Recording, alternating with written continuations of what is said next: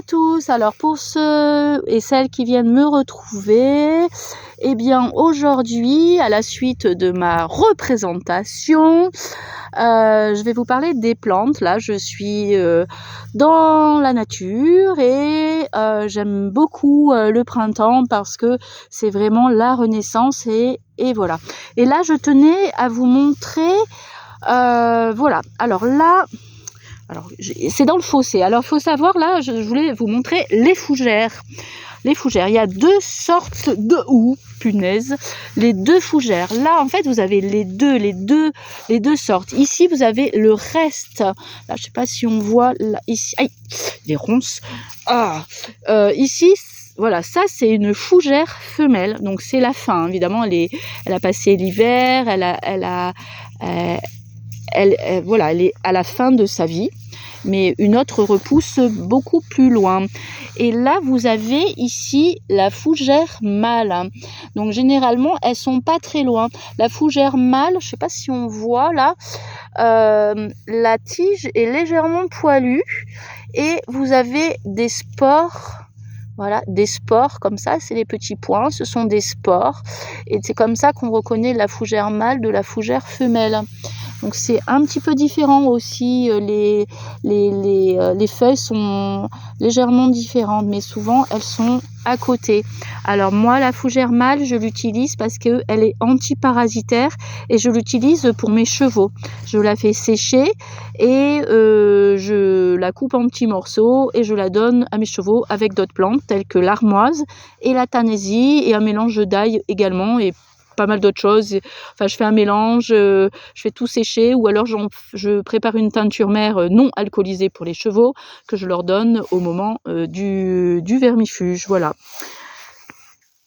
Alors, ici, il y a pas mal de petites plantes intéressantes qui sont dans les fossés. Alors, souvent, les fossés, bon là, il n'y a rien dans ce fossé, mais par contre, il y a toute cette humidité. Ici, alors ces petites... alors elles sont pas très jolies celles-ci, mais bon, je vais pas les goûter, hein. J'en goûterai d'autres. Celles-ci, ce sont des ficaires, hein. Alors elles sont à la fin, hein, parce qu'il reste plus que ça. Faudrait que j'en trouve d'autres pour vous montrer. Alors là, il y en a une qui n'est pas encore ouverte. Du coup, j'ai vu qu'il y en avait un peu plus loin. Voilà. Voilà les ficaires. Là, on voit un joli plan de ficaires. Vous voyez, elles s'ouvrent vraiment. En fait, les ficaires s'ouvrent vraiment quand il y a du soleil, plus quand même quand il y a du soleil. Et ce sont des feuilles en forme de cœur. Moi, j'aime bien, ça fait des cœurs. Alors, il faut savoir que avant, on utilisait les feuilles parce que c'était des plantes anti-scorbut. Elles sont hyper riches en vitamine C. Alors, on peut les manger. Faut manger des jeunes feuilles, hein. Donc, hop, je vais la goûter. Vous voyez la petite feuille là? Ah. Alors, celle-là, elle est un peu amère. Il faut les prendre un tout petit peu plus grande à mon avis.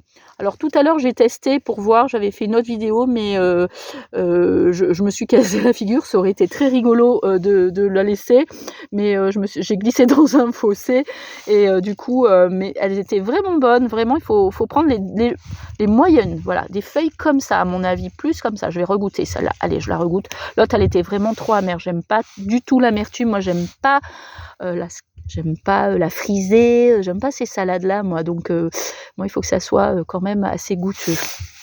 Bon, elle était pas bonne non plus. Voilà. Bon, vous avez des ronces, évidemment.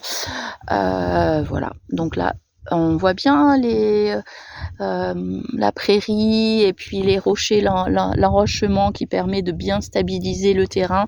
Je trouve que c'est super important parce que ça laisse aussi la possibilité aux insectes de se cacher, voilà, vraiment on voit tout. Si on regarde bien, on voit des restes de châtaignes. Je sais pas si on voit, voilà, là, je sais pas si on voit, non, là, voilà, reste de châtaignes. Tout ça, c'est hyper intéressant et c'est plein de vie.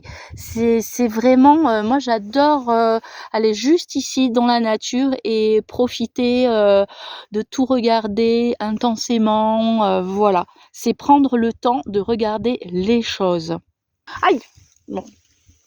Alors oui, je me suis pris une ortie en voulant aller voir les violettes. Alors les violettes aussi aiment bien les prairies humides, elles aiment bien le soleil, elles s'ouvrent, voilà, elles aiment bien le soleil, mais elles aiment bien, voilà, les côtés comme ça. Il faut savoir aussi que les violettes sont de moins en moins odorantes, mais par contre, elles gardent toutes leurs propriétés, même s'il n'y a pas l'odeur. Du coup, elles sont très expectorantes, pas expectorantes, émollientes.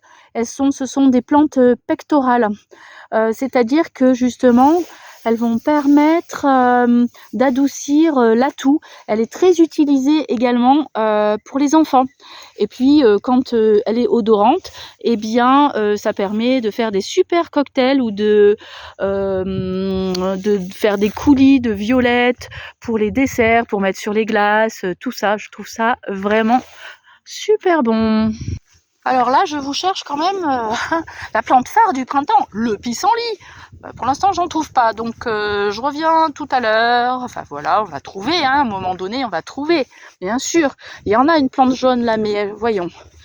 Voyons. Oh, le vent, il est glacial. Ah non, elle est pas terrible, je peux pas tout vous montrer là, zut, une autre. Bon, bah du coup, j'ai pas trouvé, mais je termine par ces belles vaches. N'hésitez pas, quand vous voyez des animaux dans les prairies, de leur dire qu'elles sont belles, qu'elles prennent le temps, voilà. Voilà, quand on leur dit qu'elles sont belles, hein, tu es toute belle, oui, tu es toute belle, super, voilà. Bah, sur ce, je vous souhaite une très belle fin de journée. Moi, je vais rentrer, je suis gelée. Ouf. Bon, alors qu'il y a une semaine, il faisait super chaud, on était en t-shirt, et là, j'ai les doigts, ils sont... c'est glacial aujourd'hui avec le vent. Voilà, bah, belle fin de journée à tous.